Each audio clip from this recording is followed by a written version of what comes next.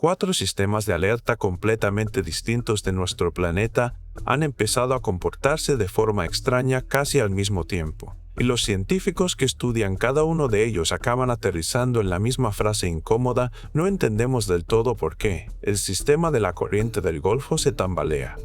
La corriente en chorro parece estar deshaciéndose. El vórtice polar sobre la Antártida hizo algo que nunca había hecho antes. Y el propio polo norte magnético de la Tierra se está moviendo de una manera que nadie predijo. ¿Es esto solo una coincidencia extraña o hay un patrón mayor que conecta todo? Vamos a meternos de verdad en la ciencia detrás de cada uno, porque la respuesta honesta es más interesante que cualquier titular alarmista aislado. Empecemos por el fenómeno que no para de aparecer en los titulares amenazando con hundir a Europa en una edad de hielo: el debilitamiento de la corriente del Golfo. La cobertura de este tema se ha vuelto genuinamente confusa, porque la mayoría de la gente está hablando en realidad de varios sistemas oceánicos distintos, relacionados entre sí pero diferentes. Y confundirlos importa más de lo que uno pensaría. Esto es lo que la corriente del Golfo es en realidad, y no es exactamente lo que la mayoría supone.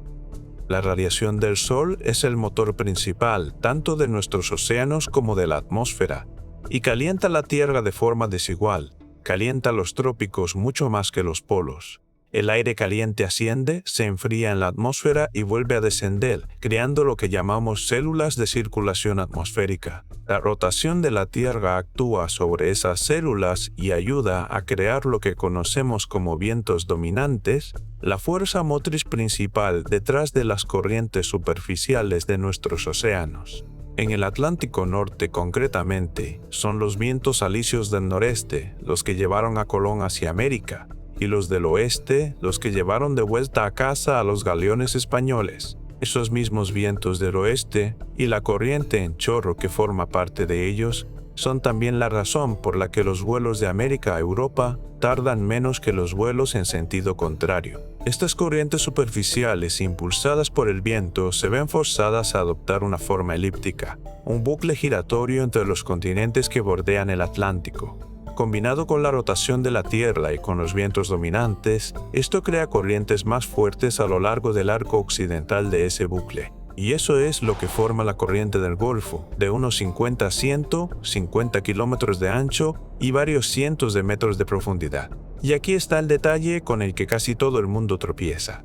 Mira una imagen infrarroja de este sistema de corrientes y notarás algo. No está frente a la costa de Europa, está frente a la costa este de los Estados Unidos. Entonces, ¿por qué todo el mundo habla de que la corriente del Golfo calienta Europa y afirma que lugares como Gran Bretaña y Noruega serían inhabitables sin ella? La respuesta es sencilla, porque la mayoría de quienes lo describen así tienen la geografía ligeramente equivocada. La corriente del Golfo en sí nunca llega a Europa. Lo que llega a Europa es su extensión, la corriente del Atlántico Norte. La corriente del Golfo fluye hacia el noreste a lo largo de la costa de Estados Unidos y de Canadá, donde se fusiona con otras corrientes atlánticas para convertirse en la corriente del Atlántico Norte. Esa es una distinción importante de verdad, porque significa que si la corriente del Golfo se detuviera, eso no implicaría automáticamente que toda la corriente del Atlántico Norte colapse también. La corriente del Golfo es una aportación importante, pero hay otras corrientes que también empujan agua caliente hacia el norte, incluida la corriente de Canarias que corre a lo largo de la costa oeste de África.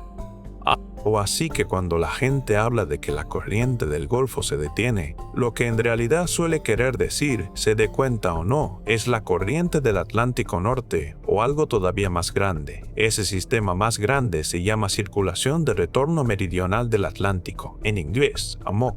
La corriente del Atlántico Norte y la corriente del Golfo forman parte de este sistema aún mayor, que transporta agua caliente desde los trópicos hacia el Atlántico Norte y devuelve agua fría y salada desde el Atlántico Norte hacia el Océano Austral. Este sistema masivo de circulación, junto con sistemas similares en otras partes del mundo, como el equivalente del Pacífico, desempeña un papel crucial en la regulación del clima global, distribuye calor y sal por todo el océano e influye en el ciclo del carbono. Y aquí está la distinción realmente importante.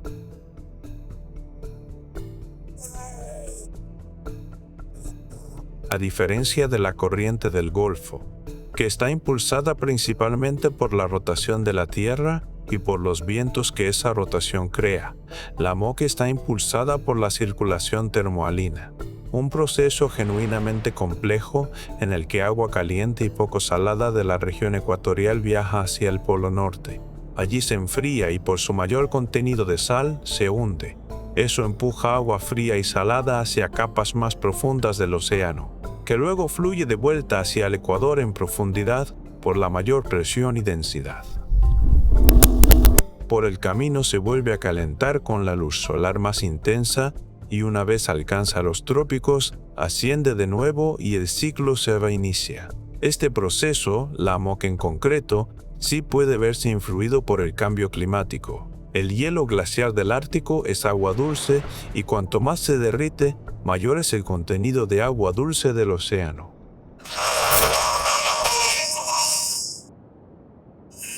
Eso cambia la densidad del agua marina. Si suficiente agua dulce diluye el agua superficial del Atlántico Norte, puede impedir que se hunda suficiente agua como para mantener el ciclo en marcha, lo que podría acabar ralentizando o incluso deteniendo la AMOC. Si eso va a ocurrir de verdad, y cuándo es un tema genuinamente disputado entre los climatólogos. Y cualquiera que ofrezca una cronología confiada y específica está estirando el argumento mucho más allá de lo que la evidencia sostiene ahora mismo. Que sí podemos decir con claridad es esto: la corriente del Golfo en sí no se detendrá por el cambio climático, porque está impulsada principalmente por la rotación de la Tierra, y nada del cambio climático va a impedir que el planeta gire. Si el cambio climático detiene algo, sería la AMOC, no la corriente del Golfo específicamente. Aunque incluso eso sigue sin resolverse en los detalles, ya que estos sistemas de circulación global masivos tienen muchos factores de influencia y no todos ellos son de origen humano. Vale la pena señalar que una ralentización de la AMOC sí afectaría la trayectoria de la corriente del Golfo, desplazando algo su curso, pero no la apagaría sin más. Y aquí hay un punto genuinamente contraintuitivo con el que merece la pena quedarse un momento. Algunos investigadores del clima han argumentado que una AMOC más lenta podría compensar parcialmente el calentamiento regional en el norte de Europa, en lugar de ser simplemente catastrófica. El climatólogo Tim Palmer ha señalado que si la AMOC se detuviera, la corriente del Golfo fluiría algo más al sur de lo que fluye ahora, lo que llevaría a temperaturas más frías sobre el norte de Europa. Eso podría ayudar a compensar algunos efectos del cambio climático en esa región concreta y potencialmente ayudar a estabilizar la pérdida de hielo de Groenlandia. Para quienes vivimos en Europa, eso sería obviamente una bendición mixta en el mejor de los casos. Unas temperaturas regionales más frías tampoco son necesariamente una noticia cómoda. E incluso en el peor de los escenarios, podrían pasar miles de años hasta que la AMOC volviera a arrancar una vez detenida. Dicho eso, no podemos evitar este tipo de cambio para siempre, hagamos lo que hagamos, ya que la AMOC ya ha colapsado y se ha reiniciado varias veces a lo largo de la historia de la Tierra, mediante ciclos enteramente naturales, mucho antes de que los humanos existieran. Ahora vamos a pasar del océano a la atmósfera, donde ha estado ocurriendo algo dramático con la corriente en chorro, esa banda masiva de viento que dirige buena parte de nuestro tiempo meteorológico. Una corriente en chorro es una corriente de aire fuerte y estrecha que rodea el planeta en bandas grandes y ondulantes, formadas por las diferencias de temperatura y de presión entre las regiones polares y los trópicos.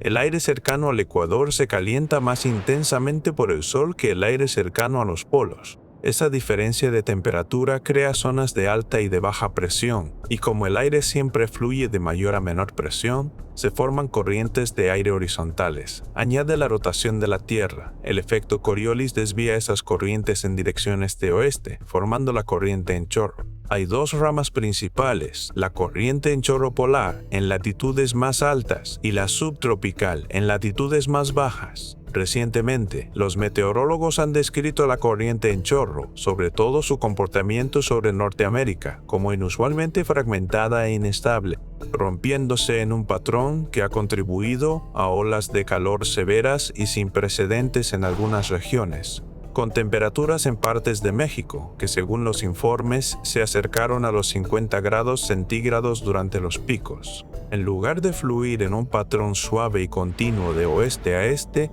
las bandas de la corriente en chorro han mostrado una ondulación y una desviación pronunciadas, lo que lleva a patrones de bloqueo atmosférico y a fenómenos meteorológicos extremos. Entonces, ¿qué está causando realmente este comportamiento inusual?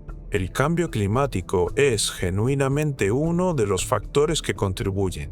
A medida que las regiones más alejadas del Ecuador también se calientan, cambian las corrientes de aire entre el Ecuador y las regiones polares. Menos diferencia de temperatura significa menos contraste entre las zonas de alta y de baja presión, lo que significa corrientes de aire más débiles en conjunto y potencialmente una corriente en chorro más débil y más errática. Pero vale la pena ser claros, el cambio climático por sí solo no explica del todo lo que ha estado pasando. Porque hay un factor mucho más inmediato y mucho mejor entendido también en juego, el Niño.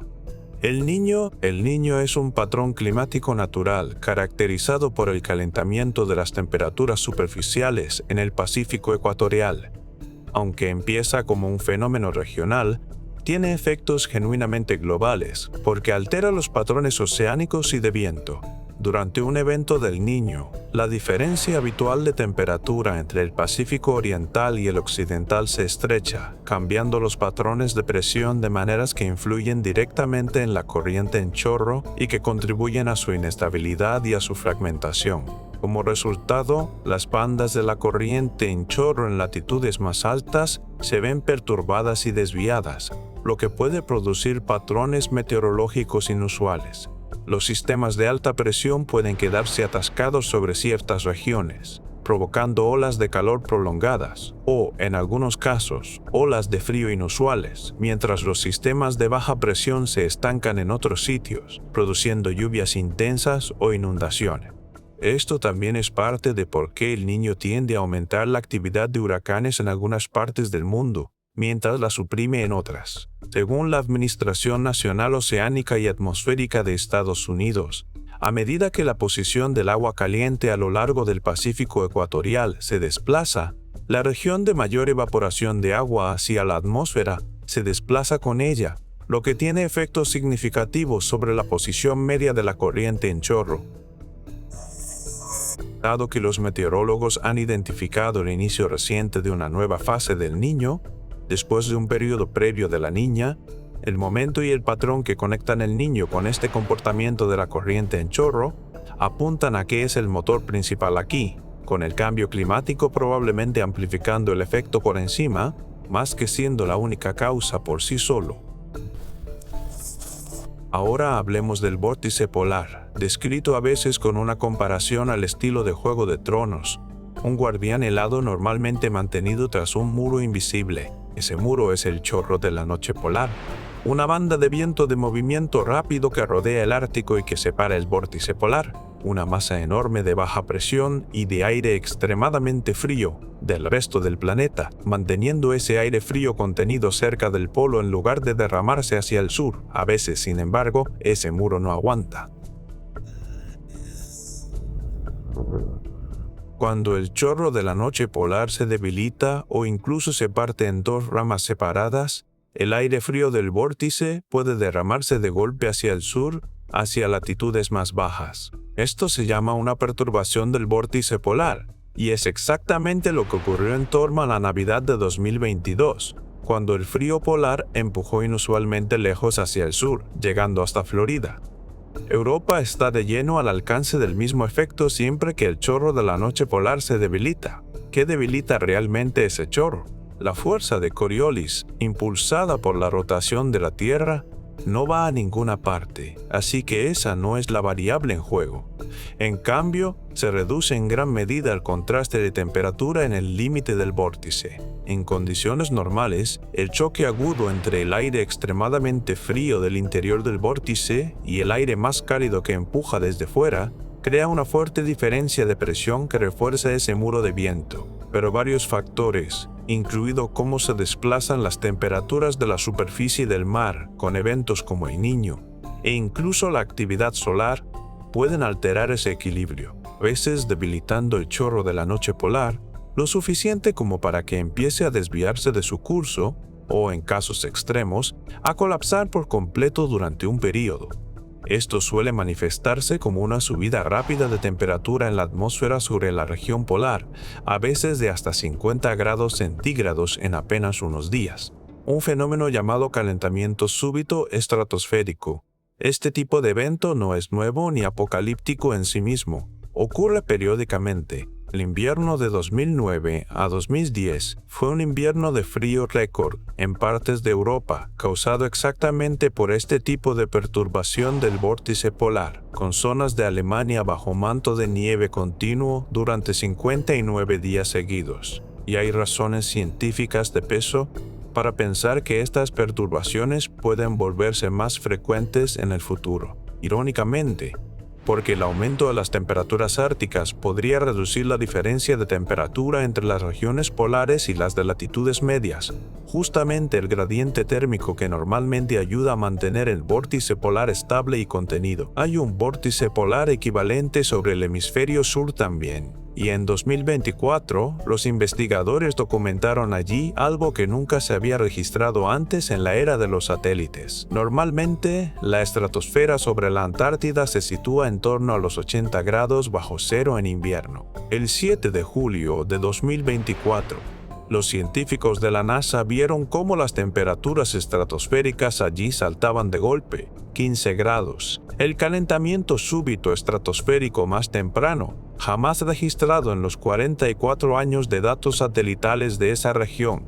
Después, el 5 de agosto, las temperaturas volvieron a dispararse, esta vez 17 grados. Lawrence Ecole Paul Newman, científicos atmosféricos del Centro de Vuelo Espacial Goddard de la NASA, describieron haberse quedado genuinamente sorprendidos por ambos eventos. A diferencia del Ártico, que experimenta calentamientos súbitos estratosféricos aproximadamente una vez al año, este tipo de evento ocurre sobre la Antártida solo una vez cada 5 años de media, en buena medida porque el hemisferio norte tiene más terreno continental capaz de perturbar el flujo de aire de maneras que acaban propagándose hacia arriba hasta la estratosfera. El vórtice polar antártico, que normalmente mantiene vientos rodeando el polo sur a unos 300 km por hora en un patrón circular bastante ceñido, acabó estirado en una forma alargada y debilitada, descrita a veces como forma de cacahuete, con velocidades de viento notablemente reducidas. Esto tuvo también un efecto real y medible aguas abajo, retrasó la formación del agujero de ozono antártico, que normalmente empieza a formarse a principios de agosto. Según el Servicio de Vigilancia Atmosférica Copernicus, en lugar del patrón típico de profundización progresiva a lo largo de agosto, el agujero de ozono no se desarrolló realmente hasta más avanzado el mes aquel año. Un vórtice polar más débil y más perturbado significa, en general, menos del frío extremo necesario para impulsar las reacciones químicas que agotan el ozono estratosférico.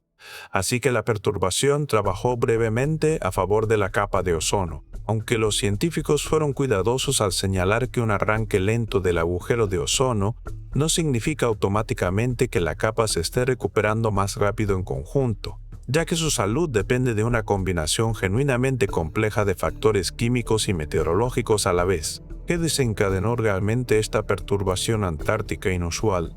Sigue entendiéndose solo en parte. Los investigadores de la NASA apuntaron a condiciones inusualmente cálidas en la troposfera sobre la Antártida en julio, el quinto julio más cálido registrado para la región, con variaciones en la temperatura de la superficie del mar y en el hielo marino probablemente jugando algún papel en la perturbación de los patrones meteorológicos troposféricos mayores que después se propagaron hacia arriba a la estratosfera. Aunque Paul Newman ha sido franco al decir que precisar exactamente por qué estos sistemas se desarrollan como lo hacen, sigue siendo genuinamente difícil. Hay también una sospecha real, aunque no plenamente demostrada, de que un único evento anterior contribuyó de forma significativa a esta anomalía, la erupción del volcán submarino Unga Tonga en el Pacífico Sur en 2022. Aquella erupción envió una columna de ceniza que alcanzó unos 58 kilómetros de altura, según la NASA, la nube eruptiva más alta jamás observada desde el espacio, y de forma crucial, inyectó una cantidad enorme de vapor de agua en la estratosfera. El vapor de agua a esa altitud puede contribuir a la formación de nubes estratosféricas polares hechas de partículas diminutas de hielo que crean las condiciones adecuadas para reacciones químicas que aceleran el agotamiento del ozono. Los investigadores siguen analizando esta conexión y sigue siendo un área de estudio genuinamente activa, más que una conclusión plenamente asentada. Por último, hablemos de lo que quizás sea la historia más grande y más extraña de todas, el propio campo magnético de la Tierra y en concreto su polo norte magnético, que se ha estado comportando de forma más impredecible que en cualquier otro momento de la historia moderna de la medición. Vale la pena ser claro sobre una distinción básica. El polo norte geográfico es un punto fijo donde el eje de rotación de la Tierra se encuentra con la superficie. El polo norte magnético es distinto. Es el punto donde las líneas del campo magnético terrestre se hunden en vertical hacia el suelo, y ese punto se mueve. Lleva desplazándose de forma constante desde su descubrimiento en 1831 por el explorador James Clark Ross. Pero en las últimas décadas esa deriva ha adoptado un ritmo genuinamente nuevo. Desde los años 90, la velocidad del polo norte magnético ha aumentado de forma dramática, de unos tranquilos 15 kilómetros al año hasta llegar a 55 kilómetros anuales.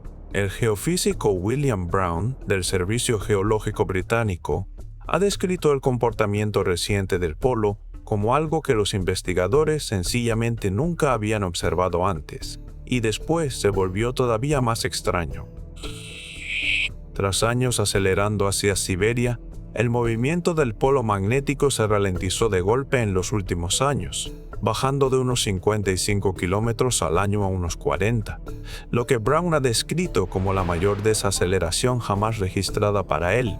Primero una aceleración dramática, después una desaceleración dramática.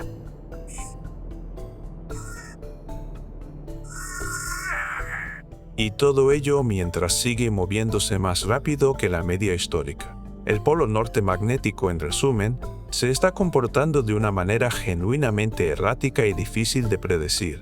¿Por qué importa esto, más allá de la precisión de las brújulas? El campo magnético de la Tierra es un escudo protector masivo contra la radiación cósmica y el viento solar. Sin él, la vida en la Tierra tal como la conocemos probablemente no sería posible. El movimiento del polo magnético da a los científicos pistas reales sobre lo que está pasando en las profundidades de nuestro planeta, ya que el campo magnético se genera a unos 2.900 kilómetros de profundidad. En el núcleo externo, una esfera masiva de hierro y de níquel fundidos que está en movimiento constante. Ese movimiento, combinado con la rotación de la Tierra, genera corrientes eléctricas, y esas corrientes generan el campo magnético. Un proceso que los científicos llaman geodinamo. La respuesta honesta a por qué el polo se comporta así ahora mismo es que los científicos no lo saben del todo. Hay teorías en competencia, cambios en el flujo de hierro fundido del núcleo externo, o cambios ligados a la intensidad global del propio campo magnético. El geofísico Ciaran Began, del Servicio Geológico Británico, ha explicado que la intensidad total del campo ha ido disminuyendo a lo largo de los últimos siglos, pero de forma desigual, debilitándose sobre Canadá mientras se fortalece en torno a Siberia, lo que es parte de lo que ha estado tirando del polo magnético en esa dirección. En los últimos 200 años, el campo magnético de la Tierra ha perdido en torno a un 9% de su intensidad global. Puede que no suene dramático, pero preocupa genuinamente a los geofísicos como tendencia sostenida. Algunos científicos han especulado con que esto podría ser una señal temprana de una inversión geomagnética, un proceso en el que los polos magnéticos norte y sur de la Tierra intercambian sus lugares. Antes de que nadie entre en pánico, vale la pena señalar que estas inversiones son una parte completamente normal de la historia geológica de la Tierra. y ocurren de media cada unos cientos de miles de años. La última inversión importante ocurrió hace unos 780.000 años, lo que significa que según esa media histórica, se podría decir que vamos con cierto retraso. Es importante, sin embargo, que una inversión no sería un evento súbito de un solo día. Se desplegaría gradualmente a lo largo de miles de años, dando a la humanidad tiempo de sobra para adaptarse. Y no hay ninguna razón sólida para esperar una dentro de nuestras vidas en concreto. Para seguir el ritmo de estos cambios continuos del campo magnético, los científicos actualizan periódicamente algo llamado modelo magnético mundial, que sostiene sistemas de navegación que van desde los teléfonos hasta el equipamiento militar. Normalmente se actualiza cada 5 años, pero en 2019 fue necesaria una actualización de emergencia, porque el polo magnético se movía lo bastante rápido como para que el modelo antiguo se hubiera vuelto claramente inexacto. William Brown ha explicado que cuanto más esperes para actualizar el modelo, mayor es el error de navegación resultante. Para ponerlo en perspectiva, usar una versión desfasada del modelo para navegar en línea recta unos 8.500 kilómetros desde Sudáfrica hasta el Reino Unido podría dejarte a unos 150 kilómetros del objetivo al final del trayecto. Y ahora, la parte genuinamente importante con la que cerrar. Después de todo esto, merece la pena preguntar directamente si algo de esto conecta con la actividad sísmica y volcánica por la que tanta gente pregunta siempre que sale el tema del campo magnético. Según la ciencia realmente publicada, no hay evidencia creíble que vincule el comportamiento del campo magnético terrestre con la actividad sísmica o volcánica actual. Los terremotos son el resultado de la tensión tectónica, acumulándose en la corteza terrestre, mientras que el campo magnético se genera por la circulación en el núcleo externo fundido. Dos procesos enteramente separados, ocurriendo a profundidades completamente distintas dentro del planeta. El campo magnético, además, cambia relativamente despacio, mientras que los terremotos y las erupciones volcánicas son eventos súbitos, desencadenados por una tensión geológica que llega a un punto de ruptura. Si el campo magnético fuera un factor determinante de la actividad sísmica, cabría esperar ver una correlación medible entre las fluctuaciones magnéticas y la actividad sísmica en los datos. Ningún estudio ha demostrado nunca esa conexión. A lo largo de la historia, los grandes terremotos y las grandes erupciones han ocurrido con independencia de lo que estuviera haciendo el campo magnético en ese momento. En resumen, el suelo tiembla ahora mismo por fuerzas tectónicas ordinarias, no por un polo magnético errante. Tomados en conjunto, estos 4 sistemas, la circulación oceánica, la corriente en chorro, el vórtice polar y el campo magnético terrestre, sí, muestran de verdad un comportamiento inusual, bien documentado, ocurriendo aproximadamente al mismo tiempo, pero inusual y digno de estudiarse de cerca. Es una afirmación significativamente distinta de conectado por una única causa subyacente. Y la respuesta científica honesta ahora mismo es que estos son en gran medida sistemas separados, cada uno respondiendo a su propia mezcla específica de ciclos naturales y en algunos casos a una influencia genuina del cambio climático, no a una única señal unificada apuntando a un solo evento dramático. Y esa es en realidad la conclusión más fascinante de todas. No que la Tierra esté enviando una advertencia coordinada, sino que varios sistemas genuinamente independientes y enormemente complejos nos están recordando en silencio cuánto seguimos sin entender del planeta en el que vivimos.